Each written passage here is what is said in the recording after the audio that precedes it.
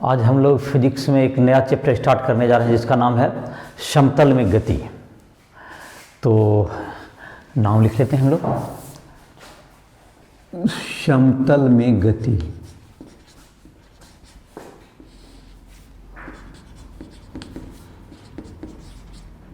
Motion in plane, motion in plane. तो जहाँ तक गति की बात है, गति तो हम लोगों ने पिछला अध्याय में भी पढ़ा, एक सरल रेखा में गति। तो समतल का मतलब क्या हुआ? समतल का मतलब हो गया एक तल। तो समतल का अर्थ हो गया जैसे गति, जो सरल रेखा में जो गति हम लोग पढ़े थे, तो वह एक रेखा में गति होती थी, और यह तल में होगा। तल का मतलब क्या हुआ? तल जैसे कि तुम्हारा एक जो जमीन है, जो कि समतल जमीन, जिसमें कि तुमको जहाँ जिस रूम में अभी हम खड़े हैं वहाँ पर क्या होगा तुम्हारा, वहाँ पर कहीं भी उस जमीन पर और इधर उधर हम जाएं कहीं भी, तो उसको एक तल कहेंगे। यह एक क्षैतिज तल हुआ। और जो दीवार है तुम्हारा, वो क्या हो गया तुम्हारा? उदग्र तल हो गया। यह भी समतल है। अगर प्लेन दीवार है तो वह भी एक तल हुआ। तो उसी तरह से ये बोर्ड, ये भी एक तल है।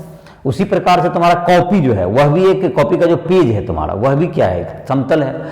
उसमें अगर कोई वस्तु को की स्थिति को जानना हो तो उसके लिए दो अक्ष की जरूरत पड़ती है। तो दो अक्ष की जरूरत पड़ती है, जिसको हम लोग क्या लेते हैं? सामान्यतः एक्स अक्ष और वाई अक्ष लेते हैं। और एक्स जो सदिश में तुमने पढ़ा होगा, सदिश जो कि पिछले लेक्चर में पढ़ाई हुई है, सदिश का जो वीडियो लेक्चर है तुम्हारा राइट ऐप पर, तुम देख सकते हो उसको। सदिश का जो अगर भूल गए होगे तो सदिश का लेक्चर पे पीछे का रिवीजन भी कर सकते हो, पीछे को देखो। सदिश में तुमको कैसे विश्लेषण किया गया है उसका देखने के लिए। तो समतल में गति का अर्थ हुआ कि एक तल में गति, एक तल जिसका कि जो कि एक जमीन हो, जिसमें कि एक्स और वाई दो अक्ष के मदद से जिसका गति को दिखाया जा सकता है, उसे हम लोग क्या कहते हैं? समतल। तो समतल में गति, तो इसको लिख लेते हैं।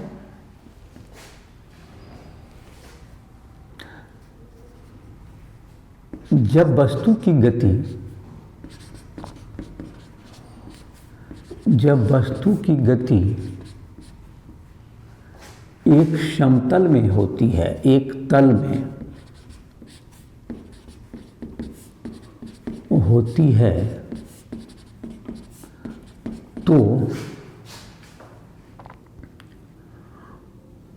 उसके विश्लेषण के लिए, तो उसके विश्लेषण के लिए दो लंबवत अक्ष, दो लंबवत अक्ष की मदद ली जाती है, की मदद ली जाती है, लंबवत अक्ष की मदद ली जाती है। तो समतल में गति के दो लंबवत अक्ष का पिछला जो अध्याय है, जिसमें कि तुमने बनाया होगा क्वेश्चंस वगैरह जो भी है, उसके लिए तुमको राइट ट्यूटोरियल ऐप पर आकर के तुम हमसे संपर्क कर सकते हो। जो भी लाइव क्लासेस हो या जितना जो भी क्वेश्चन में दिक्कत हो रहा है, सारा पर्सनल किसको प्रॉब्लम हो तो वो हमसे बात कर सकता है, सारे क्वेश्चन को बता दिया जाएगा। तो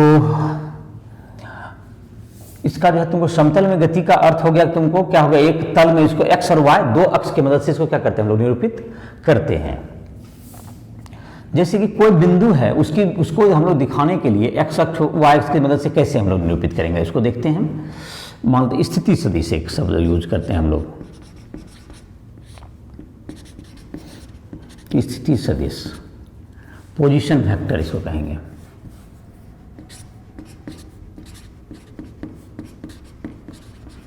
पोजीशन वेक्टर।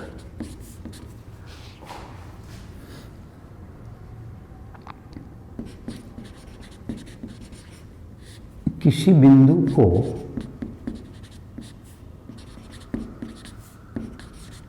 मूल बिंदु से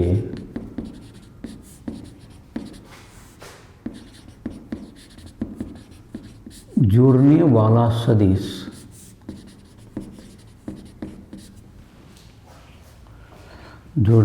सदिश स्थिति सदिश उस बिंदु का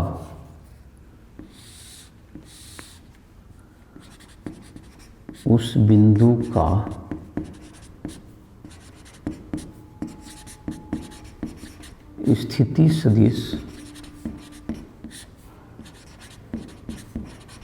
कहलाता है, उस बिंदु का स्थिति सदिश कहलाता है। तो जैसे कि तुमको मान लेते हैं कि एक उदाहरण के रूप में लें, जैसे कि ये x अक्ष हो गया और ये तुम्हारा क्या हो गया y अक्ष हो गया। x का अनुदिश जो कि इकाई सदिश होता है उसको हम लोग यूनिट वेक्टर जिसको कहते हैं हम लोग i कैप, और y के अनुदिश जैसे कि एक p बिंदु है यहाँ से, तो इसको p बिंदु यहाँ पर है, इसको ये क्या कर लिया गया, एक सदिश से मिला दिया गया इसको, तो OP वेक्टर क्या हो गया, p बिंदु का स्थिति सदिश। और p बिंदु के नियामक अगर x y हैं तो इसकी स्थिति को बताने के लिए हम लोग देखो, जैसे कि ये तुम्हारा हो गया, इसको r वेक्टर भी कहता है, इसकी स्थिति को दिखाने के लिए क्या कहते हैं, इसको r वेक्टर भी कहते हैं या r1 वेक्टर कहते हैं, इसको xi, ठीक है अभी xi, तो r वेक्टर हो गया। तो ये तुम्हारा क्या हो गया, ये तुम्हारा हो गया यहाँ से यहाँ तक जो हो गया, ये x हो गया, OL कह सकते हैं, ये यहाँ से यहाँ तक की दूरी क्या हो गई, ये x हो गई, और यहाँ से यहाँ तक हो गई y हो गई। नियामक अगर दिया हुआ है तो इसके आधार पर ऐसा लिख सकते हैं हम लोग x और y। तो इस बिंदु की जो स्थिति सदिश है, बिंदु P का, बिंदु P का स्थिति सदिश बराबर OP वेक्टर, बराबर OP वेक्टर है, OP वेक्टर। तो OP वेक्टर जो है तुमको इसको क्या लिख सकते हैं, देखो x O से P तक OP वेक्टर को क्या लिखेंगे, x के रूप में कितना गया, x अक्ष के अनुदिश i है, इधर जोड़ देंगे, इधर x i कहेंगे इसको, cap plus y j cap. तो इसी से OP वेक्टर इक्वल टू क्या होगा तुम्हें, x i cap plus y j cap. ये इसका स्थिति सदिश हो गया, जिसको हम लोग r वेक्टर भी कहते हैं, स्थिति सदिश को हम लोग r वेक्टर से भी डिनोट करते हैं। तो ये स्थिति को दिखाने का एक तरीका होगा स्थिति सदिश। तो इसका बिंदु को, स्थिति को दो समतल में अगर दिखाना है किसी बिंदु को, स्थिति को, तो उसको इस रूप में हम लोग दिखा सकते हैं। अब हम लोग इसमें देखते हैं विस्थापन सदिश को समझते हैं। विस्थापन सदिश,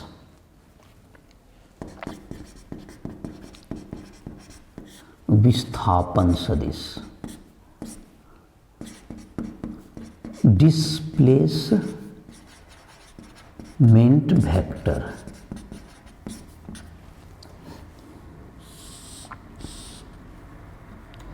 किसी वस्तु के गति के, किसी वस्तु की गति के प्रारंभिक तथा अंतिम बिंदु को, प्रारंभिक तथा अंतिम बिंदु को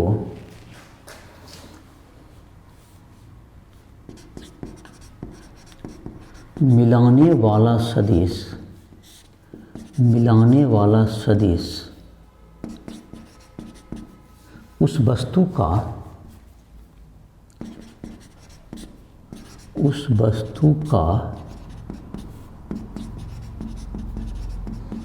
विस्थापन सदिश कहलाता है, उस वस्तु का विस्थापन सदिश कहलाता है, उस वस्तु का विस्थापन सदिश कहलाता है।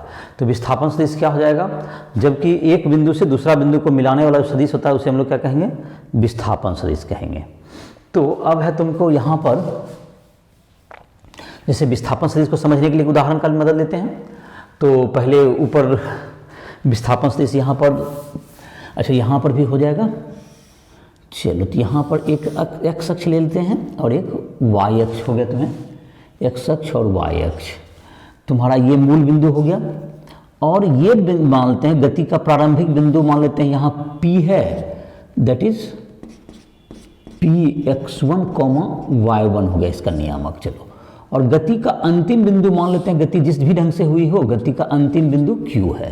तो इसकी स्थिति, गति जो भी हो, मतलब किसी भी रास्ते से जा करके कहाँ तक पहुँचा वो Q तक। तो ये जो P से डायरेक्ट जो Q को मिलाएंगे यही विस्थापन सदिश होगा। P से Q तक को मिलाने वाला सदिश हो गया, वही क्या हो गया, विस्थापन सदिश हो गया।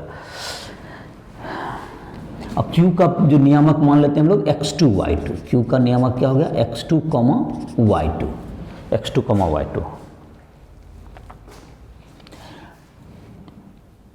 एक वस्तु बिंदु P x1, y1 से बिंदु Q x2, y2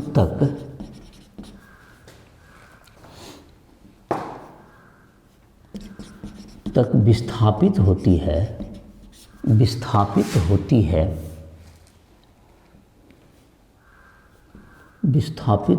है तो PQ वेक्टर, P से Q की तरफ जाए तो PQ वेक्टर विस्थापन सदिश है। PQ वेक्टर विस्थापन सदिश है। ये विस्थापन सदिश है PQ वेक्टर। तो PQ वेक्टर का मान क्या होगा, इस चित्र से हम लोग निकाल सकते हैं PQ वेक्टर। तो PQ वेक्टर यहाँ लिखते हैं, यहाँ पर लिखा जाएगा। PQ बराबर क्या लिख सकते हैं हम लोग, PQ जहाँ तक देखें PQ का वैल्यू निकालना है अगर, तो OP वेक्टर को हम लोग क्या लिख सकते हैं, OP जो है तुम्हारा OP वेक्टर बराबर क्या लिखते हैं, अभी जैसे लिखे यहाँ पर देखो x1, यहाँ x1 y1 है तो x1 i cap plus y1 j cap, x को क्या लिखते हैं x2 i cap plus y2 j cap. तो OP जो तुम्हारा है P बिंदु का स्थिति सदिश OP वेक्टर इक्वल टू क्या हो गया, अभी जैसे सिखाए x1 i कैप हो गया प्लस y1 j कैप हो गया, और OQ जो तुम्हारा हो गया Q बिंदु की स्थिति सदिश, ये क्या हो गया x2 i cap plus y2 j cap. तो PQ जो है विस्थापन सदिश PQ बराबर विस्थापन सदिश PQ वेक्टर बराबर OQ vector minus OP vector. PQ vector बराबर क्या हो गया x2 i cap plus y2 j cap minus x1 i cap plus y1 j cap. तो PQ वेक्टर बराबर क्या हो गया x2 minus x1 i cap plus y2 minus y1 j cap. ये तुम्हारा हो गया विस्थापन सदिश। तो विस्थापन सदिश हो गया जिसको कि R वेक्टर भी अगर कहते हैं, PQ को अगर R वेक्टर लिखते हैं, R वेक्टर बराबर क्या हो गया x2 minus x1 i cap plus y2 minus y1 j cap, या इसको डेल्टा x भी कह सकते हो, that's equal to delta x i cap. तो delta x i cap plus delta y j cap, ये हो गया तुम्हें विस्थापन सदिश हो गया। ये विस्थापन सदिश का मान हो गया x डायरेक्शन। तो एक चीज गौर कर सकते हैं, जैसे विस्थापन में तुमको क्या होता था, एक रेखा में सिर्फ एक वाला आता था, इसमें i और j लग के आया है, यही अंतर आया है। तो ये विस्थापन सदिश हो गया तुम्हारा delta x but i plus delta y j, या x2 minus x1 i cap plus y2 minus y1 j cap. ये हो गया विस्थापन सदिश। अब इस विस्थापन सदिश के बाद इसका देख सकते हैं औसत वेग, जैसे था जो टर्मिनोलॉजी हम लोग यूज किए थे, तो इसको नोट डाउन कर सकते हो, इसको नोट डाउन करो। और सदिश का क्वेश्चन हो या पिछला जो अध्याय समतल में गति है, इन सब क्वेश्चन के लिए तुम कोई भी प्रश्न पूछना हो तुम हमसे राइट ट्यूटोरियल ऐप को प्ले स्टोर से डाउनलोड करो और उससे हमसे संपर्क कर सकते हो।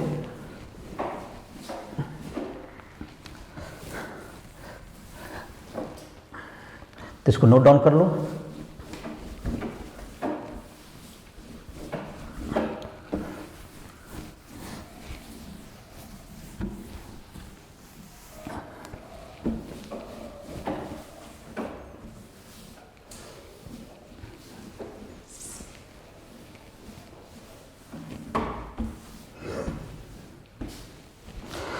तो अब है तुमको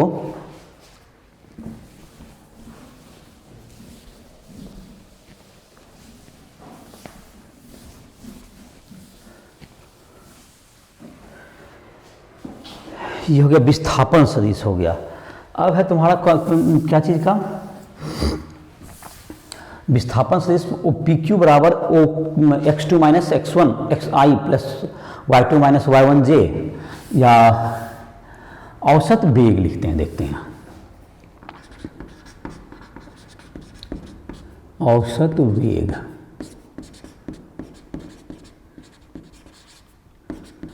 एवरेज वेलोसिटी,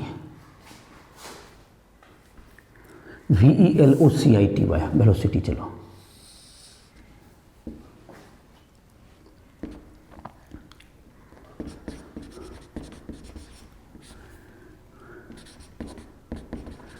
किसी वस्तु के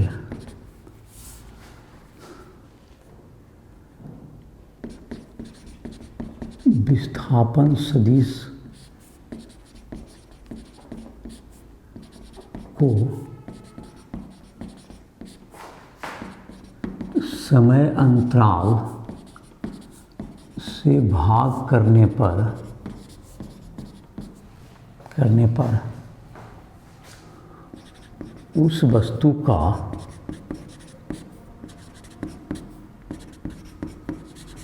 औसत वेग प्राप्त होता है। तो औसत वेग बराबर क्या हो गया? विस्थापन बटे समय अंतराल, विस्थापन सदिश बटे समय अंतराल। तो जैसे कि वस्तु अभी हम लोगों ने देखा था, आर वेक्टर बराबर क्या आया तुम्हारा? वस्तु अगर P से Q है, चलो फिर से चित्र बनाते हैं, फिर से देखते हैं इसको। इधर x है, इधर y है, इधर मान लेते हैं वस्तु P था यहाँ पर, जो चित्र है फिर से रिपीट करते हैं इसको। P था यहाँ पर, ये बिंदु हो गया, तुम्हें Q हो गया। तो यहाँ P से Q तक इसको मिला दिया गया, एक रेखा से हमने मिला दिया इसको। ये P बिंदु हो गया और ये Q बिंदु हो गया। Q हो गया x2 और y2, P हो गया x1, y1, ये हो गया P और ये हो गया Q, ये PQ हो गया। तो PQ बराबर क्या हो गया? x2 माइनस, हम लोगों ने अभी पढ़ा था PQ जो है विस्थापन सदिश, PQ बराबर विस्थापन सदिश PQ बराबर क्या हो गया तुम्हारा? x2 minus x1 i cap plus y2 minus y1 j cap. यदि बिंदु P से Q तक जाने में लगा समय डेल्टा t हो, तो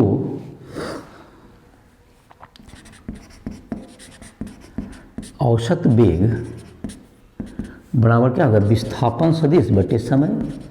औसत वेग बराबर विस्थापन सदिश बटे समय। विस्थापन सदिश बटे समय अंतराल, समय अंतराल। तो औसत वेग को सिंबल दे सकते हो v के ऊपर, v वेक्टर जो कह सकते हैं इसको, v वेक्टर, इसको घेर भी सकते हैं इसे। औसत वेग के लिए बराबर क्या हो गया तुम्हारा? विस्थापन हो गया तुम्हारा x2 minus x1 i cap plus y2 minus y1 j cap.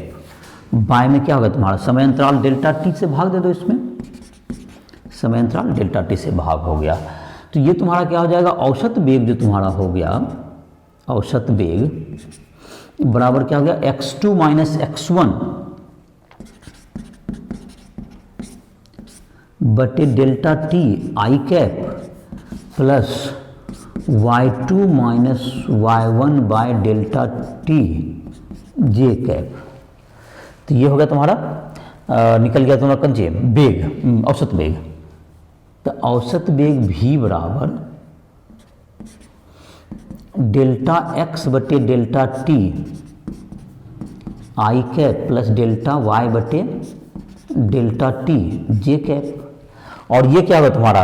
इसका मतलब हो गया कि ये तुमको, इसको हम लोग x दिशा का वेग, औसत वेग कर सकते हैं। x दिशा में जैसे कि है तुम्हारा x2 माइनस x1 जितना दूरी तय किया, देखो तो ये किस ढंग का चीज़ है? ये तुमको है कि x1 यहाँ से यहाँ तक था और x2 यहाँ से यहाँ तक गया, तो x दिशा में जितना औसत वेग हुआ x2 माइनस x1, और ये y वाला हो गया। तो इस प्रकार से क्या निकाल सकते हैं? इसमें इसको लिख सकते हैं v को हम लोग जो औसत वेग जो v है तुम्हारा, इसको हम लोग क्या लिखते हैं? v x दिशा का वेग जोड़ y दिशा का औसत वेग। तो ये हो गया तुम्हारा v x दिशा में चला हुआ वेग और y दिशा में चला हुआ वेग। तो इसको लिख सकते हैं इस तरह से। अब तात्क्षणिक वेग, तात्क्षणिक वेग, जब तात्क्षणिक वेग जब समय अंतराल डेल्टा t, जब समय अंतराल डेल्टा t टेंस टू 0 हो तो वह किसी नियत समय पर, किसी नियत समय पर, नियत समय पर वस्तु का तात्क्षणिक वेग हो जाता है, वेग हो जाता है। तो v बराबर क्या हो गया, जब डेल्टा t टेंस टू 0 तो v बराबर हो गया limit delta t tends to 0 del x by del t i cap plus del y by del t j cap.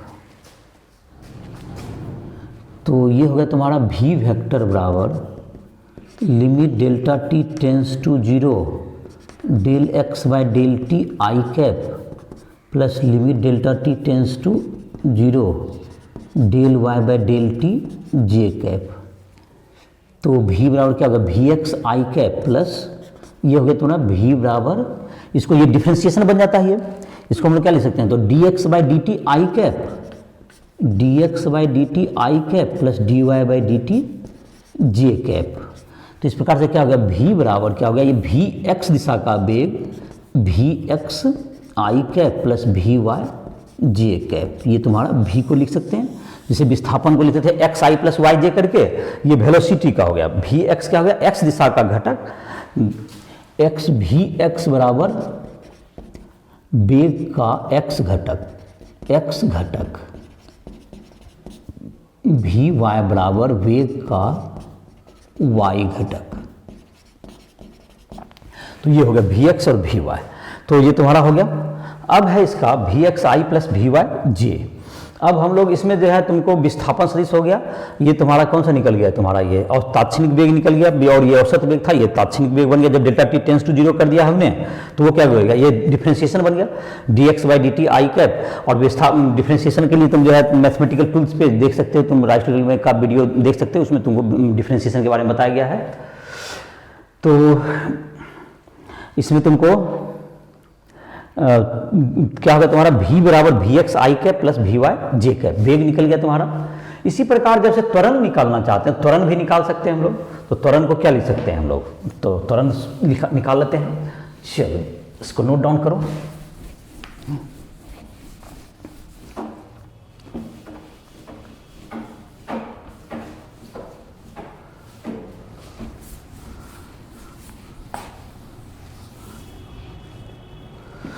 त्वरण तुम्हारा क्या हो जाएगा,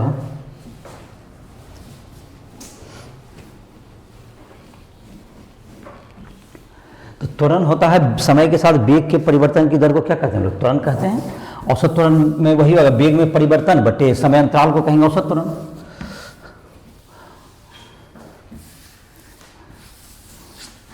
तो त्वरण ही डायरेक्ट लिखते हैं। त्वरण का इंग्लिश हो गया एक्सीलरेशन। समय के साथ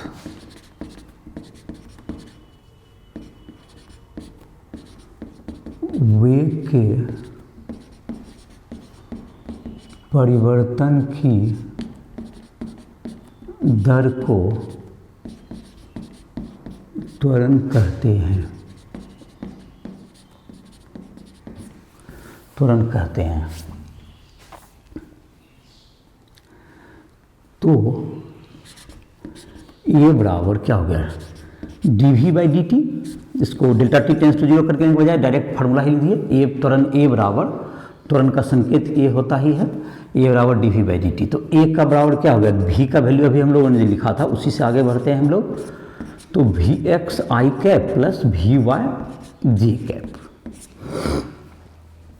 तो अब अलग अलग इसको करेंगे तो ए बराबर क्या हो गया तुम्हारा v x i cap by d t plus d by d t v y j cap. तो ए बराबर क्या हो गया a x i cap plus a y j cap. A x बराबर हो गया त्वरण ए का एक्स घटक, ए वाई बराबर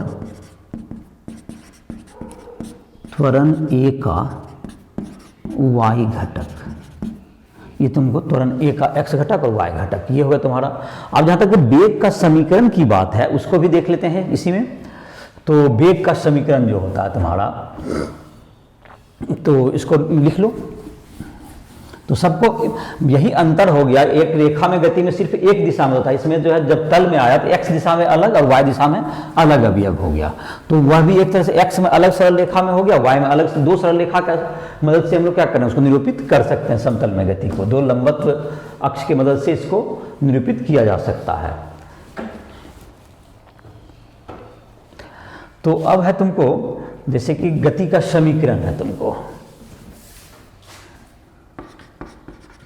एक समान त्वरण से, तो एक समान त्वरण में एक समान त्वरण में गति का समीकरण। तो जहाँ तक गति का समीकरण का सूत्र याद होगा, विस्थापन जो होता था तुमको, विस्थापन S बराबर क्या हो गया यू टी प्रारंभिक वेग U T plus half A T square, A T square you हो गया प्रारंभिक वेग है। तो विस्थापन चलिए तो पहले v bar u plus a t से स्टार्ट करते हैं। चलो इसको हटाते हैं, पहले विस्थापन के बजाय हम लोग किससे बात करते हैं, पहले वेग से ही बात करते हैं। चलो सूत्र तो याद होगा ही, सूत्र होता था, या लिख लेते हैं एक लाइन, किसी वस्तु का प्रारंभिक वेग u है, किसी वस्तु का प्रारंभिक वेग u है जो t समय बाद v हो जाता है, जो t समय बाद v हो जाता है। तो सूत्र होता था v बराबर u प्लस ए टी। तो देखो ए टी कैसे लिखते हैं सदिश के रूप में, ये देखो a गुना टी। तो अब सदिश में जहाँ तक है v को लिखते हैं हम लोग, क्या चीज़ अब लिखते हैं v x घटक अलग प्लस y घटक अलग हो गया इसका, और इसका क्या होगा u का क्या होगा x घटक प्लस y u का y घटक प्लस a का x घटक प्लस ए का y घटक। तो दो तुम्हारा सब जगह बट गया। तो इस तरह से क्या हो सकता है, जबकि वी एक्स को जब हम लोग अलग करेंगे तो देखो v x i plus v y j बराबर क्या होगा u x plus a x t, ये क्या होगा तुम्हारा आई कैप में एक साथ हो गया, अब plus u y plus a y t, और ये दोनों क्या होगा जे कैप में चला गया। तो इस प्रकार से क्या निकल गया तुम्हारा एक्स दिशा का जो वेग हो गया टी समय के बाद वी एक्स और you x plus a x t, ये एक्स घटक सबका हो गया, मैंने एक्स घटक सबका ले लीजिए, उसी तरह से वाई घटक निकालेंगे क्या ले लीजिए u i plus a y t. तो एक प्रकार से क्या निकल गया ये एक्स और वाई दोनों घटक में निकल गया ये। तो पहले अगर किसी का वेग निकालना है टी समय बाद तो पहले एक्स घटक का अलग निकाल लीजिए, फिर वाई का घटक, और किसी का घटक निकालने के लिए याद होगा क्या करते हैं, जैसे कि उसको वियोजित करते हैं। जैसे कि ये तुम्हारा इधर की तरफ वेग है, अगर इधर की तरफ वेग है यू प्रारंभिक, ये थीटा कौन बना रहा है, तो एक्स वियोजित भाग एक्स के तरफ का वियोजित भाग क्या होता था यू एक्स, इसका होता है एक्स दिशा से बनाया गया कोण जो होता था, और इसमें यू एक्स क्या हो गया तुम्हारा यू कॉस थीटा होता था, और यू वाई क्या होता है तुम्हारा, इधर से जो कि बना यू साइन थीटा। ये घटक निकालने का तरीका है कि एक्स दिशा के कोण से क्या कर दिए, गुना कर दिए, तो कॉस से गुना कर देते हैं, तो ये घटक हो गया तुम्हारा, एक्स घटक वाई घटक निकालने का ये तरीका हो गया, जो सदिश का वियोजन में पढ़ा भी होगा। सदिश का वियोजन को फिर से देख सकते हो, या यहीं पे सीखो कि जितना कोण बना रहा है जिस अक्ष से, उधर घटक, जिधर का घटक, इधर एक्स थीटा कोण बना रहा था, कॉस थीटा हो गया, इधर 90 माइनस थीटा, इधर क्या होगा कॉस 90 माइनस थीटा, तो इधर वाई घटक निकल गया। जिस अक्ष से जितना कोण बनाएगा उसके कॉस से गुना कर दो, यही सिंपल तरीका है घटक निकालने का। तो इस प्रकार क्या कर सकते हो, उसको निकाल सकते हो। तो इसी तरह से अगर हम लोग विस्थापन में देखें, विस्थापन जो हम लोग का होता है, विस्थापन जो होगा तुम्हारा, विस्थापन S बराबर U T plus half A T square. तो S बराबर क्या हो जाएगा तुमको, इसको लिख सकते, विस्थापन को लिख सकते हैं एक्स आई प्लस वाई जे, ऐसा लिख सकते हैं हम लोग। दैट्स इक्वल टू क्या होगा तुम्हारा u x i plus u y j into t plus half a x i plus a y j into t square. तो जब अलग अलग करेंगे तो क्या हो जाएगा, x इज इक्वल टू हो जाएगा you x T plus half a x T square, और y बराबर क्या होगा, इसका मतलब x में अलग काम कीजिए और y में अलग काम कीजिए, तो हाफ ए वाई टी स्क्वायर। तो इस तरह से विस्थापन निकल जाएगा x का, y का, तो पूरा विस्थापन भी आपका हो गया। तो इस तरह से क्या कर सकते हैं, वेग में, विस्थापन में, सभी समीकरण में क्या कर सकते हैं हम लोग, इसका गति का समीकरण का उपयोग कर सकते हैं हम लोग। जैसे वी स्क्वायर बराबर यू स्क्वायर प्लस 2a, तो x में अलग कर सकते हैं। इसी ढंग से हम लोग तीसरा समीकरण वी एक्स स्क्वायर बराबर क्या लिख सकते हैं, u y x square plus 2 a x into x का विस्थापन, that is capital x, x दिशा का विस्थापन। और फिर दूसरे ढंग से क्या लिखते हैं, वी वाई का स्क्वायर बराबर यू का वाई का square plus 2a y into capital y.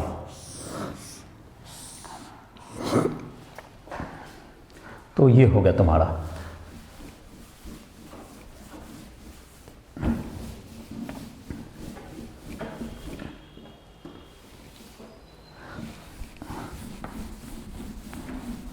तो ये तो तुम्हारा हो गया विस्थापन सदिश हो गया, ये वेग सदिश और त्वरण, इन सबों के बारे में हो गया तुम्हारा इस क्लास में। और तुमको इसके बाद जो है तुमको अगला इसमें दिया एक आधा एग्जाम्पल भी दिया, एनसीईआरटी बुक में देखोगे, इस पर एक क्वेश्चन भी दिया हुआ है जिसको सॉल्व करोगे, नहीं तो नेक्स्ट लेक्चर में हम लोग इसका डिस्कस करेंगे। और तुमको जो भी दिक्कत हो रहा है फिजिक्स में, इसका नोट चाहिए या किसी कोई भी चीज़ तुमको समझने में दिक्कत हो रहा है, न्यूमेरिकल बनाने में दिक्कत हो रहा है, तो हमसे संपर्क करते हो। राइटफुल ऐप पर तो हमारा कॉन्टैक्ट का नंबर ये सब दिया हुआ है, प्ले स्टोर से डाउनलोड करके हमसे संपर्क कर सकते हो। तो नेक्स्ट लेक्चर में हम लोग जो प्रोजेक्टाइल मोशन ही पढ़ेंगे और कुछ एग्जाम्पल्स वगैरह भी इसका बनाएंगे, कुछ क्वेश्चन। तो इसी के साथ लेक्चर को समाप्त कर रहे हैं।